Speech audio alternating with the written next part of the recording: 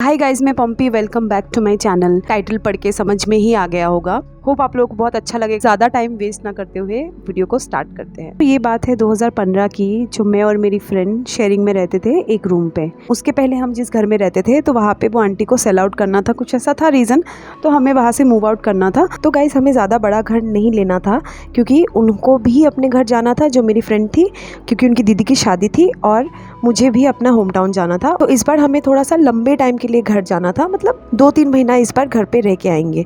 तो हमारा क्या आइडिया था, तो हम जो घर लेंगे तो वो घर थोड़ा छोटा लेते हैं और रेंट थोड़ा सा कम रहेगा, तो मतलब अपने अपने होम टाउन में भी रहेंगे, तो हम वहाँ से भी अगर रेंट पे करें तो ज़्यादा हमें बर्डन ना पड़े।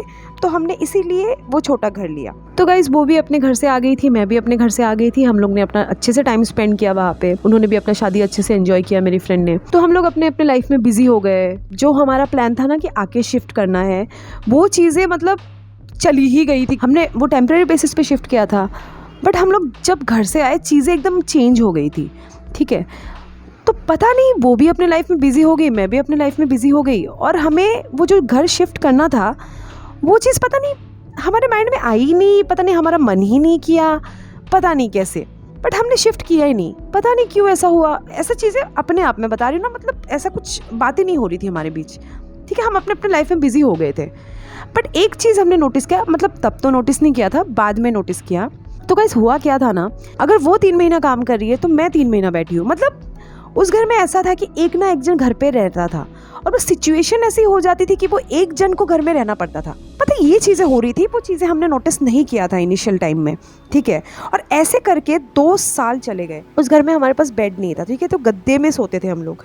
ठीक है, और एक सोफ़ा था, सोफ़ा कम बेड था। स्टूडियो अपार्टमेंट था वो। घर पे घुस के ही साइड में सोफ़ा रखा हुआ था और साइड में हमने मैट्रेस बिछाया हुआ था। मतलब हम लोग अभी भी कभी कभी ऐसा करते हैं ना, या फिर बचपन में लोग बेड पे सो के पैर दीवार में रख रहे हैं ना, काइंड ऑफ वैसा। तो वैसा मैं भी ऐसा करती थी कि मेरी आदत थी वो चीज़ कि मैं नीचे अगर लेटती थी गद्दे में तो मेरा पैर सोफ़े में रखती थी मैं। आपके पीछे से कोई आके बैठा उसी बेड पे, तो आप एक थोड़ा सा एक वो चीज़ फील होगा ना कि आपके पीछे कोई बैठा हुआ है, और वो इंट्यूशन हो जाता है कि आपके पीछे कोई आ रहा है, कोई बैठ रहा है, तो वो चीज़ तो एक नेचुरल है। तो ऐसा मुझे फील हुआ था, ये 2-3 बार मेरे साथ फील हुआ था। तो इसी तरीके से मेरी फ्रेंड को भी 1-2 बार, मतलब जब वो वॉशरूम में नहाती थी, उसको ऐसा फील होता था, उसको जब नहा रही है उसको कोई देख रहा है, तो ऐसा फील होता था कि कोई तो है सामने। मतलब अजीब सा फीलिंग है ये। आई थिंक भगवान करे ना कोई ये चीज़ फील करे, बट उसको फील होता था ये चीज़। ऑनेस्टली हमने ये सारी चीज़ें नोटिस नहीं किया। ये बाद में हमने जब रिकॉल किया ना, चीज़ें होता है ना हमारे साथ डेली बेसिस में, चीज़ें अगर कुछ होती है तो हम इग्नोर करते हैं। तो मेरी एक फ्रेंड है जिनका मैं नाम नहीं लेना चाहूँगी, कुछ पर्सनल रीज़न है। उन्होंने मुझे बोला कि जैसे टैरो कार्ड रीडर बहुत ही ज़्यादा अमेजिंगली ना वो रीड करती है। तो मेरी लाइफ में कुछ कुछ पर्सनल चीज़ें चल रही थी, जो चीज़ का मुझे थोड़ा सा ना वैसे जानना था मुझे, कि मेरे लाइफ में आगे जाके क्या होगा क्या नहीं। मतलब होते हैं ना लोगों को ऐसा क्यूरियोसिटी होती है कि आगे जाके क्या होगा क्या नहीं। मतलब वो सारी चीज़ें ना मुझे ऐसा ना बहुत कि मैं जानूँ आगे का मेरे लाइफ में क्या होगा।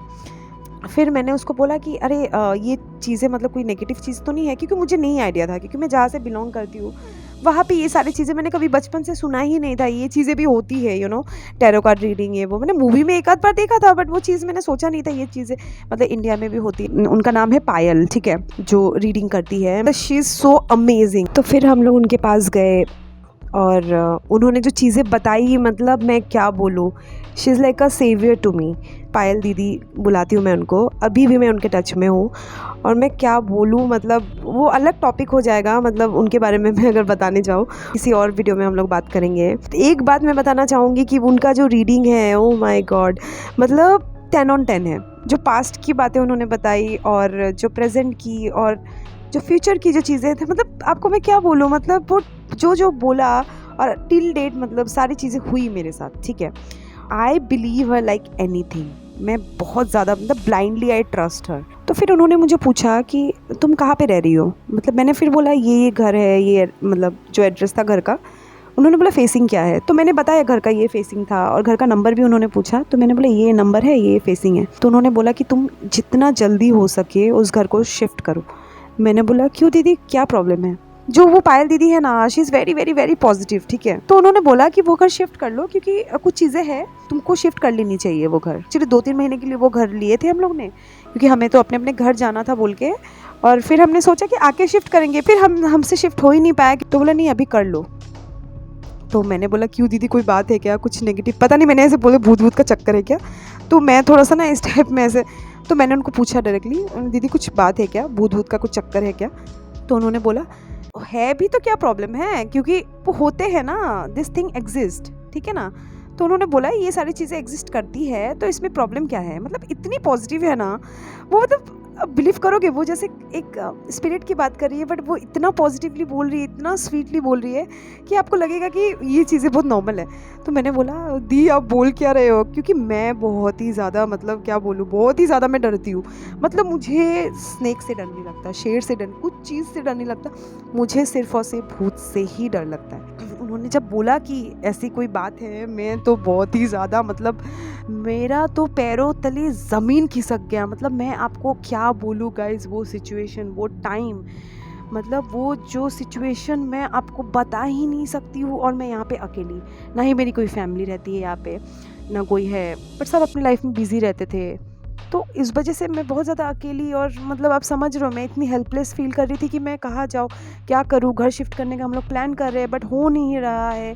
जब मुझे पता चला तो मैं इतनी ज़्यादा टेंशन में आ गई, मैं मतलब क्या करूँ क्या ना करूँ, मतलब मैं क्या बोलूँ, मेरी वो सिचुएशन में अभी कुछ मेरे पास वर्ड्स ही नहीं है कि मैं आपको क्या बोलूँ।